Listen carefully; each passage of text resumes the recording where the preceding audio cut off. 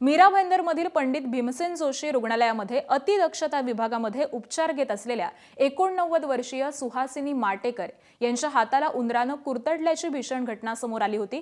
दुर्दैवानं उपचारादरम्यान काल संध्याकाळी या महिलेचा मृत्यू झालाय।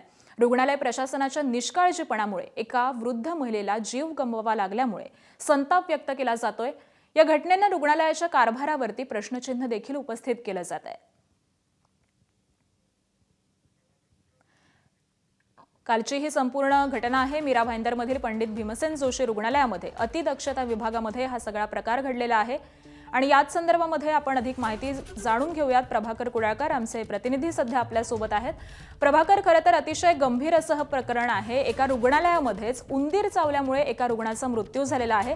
प्रशासनाकडून नेमकं काय सांगण्यात आलेलं आहे? कारण तिकडे मनसे आणि शिवसेनेचे सगळे कार्यकर्ते हे देखील काल आक्रमक झाल्याचं आपण पाहिलेलं आहे। सध्या प्रशासनाकडून काय नेमकं स्पष्टीकरण देण्यात आलेलं आहे आणि आता काय उपाययोजना सुरू आहेत? नक्कीच कालची जी घटना आहे ही दुर्दैवी आणि संतापजनक आहे, कारण की मीरा भाईंदर मधलं हे शासकीय रुग्णालय होतं आणि या ठिकाणी ही घटना घडल्यामुळे काल तर संतापच आलेला प्रत्येक नागरिकांच्या मनामध्ये।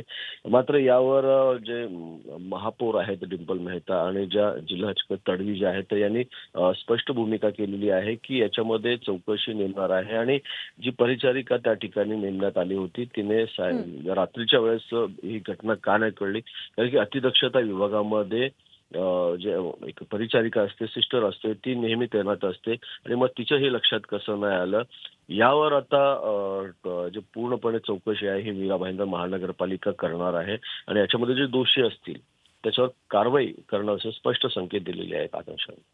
अगदी धन्यवाद प्रभाकर या सविस्तर माहितीसाठी।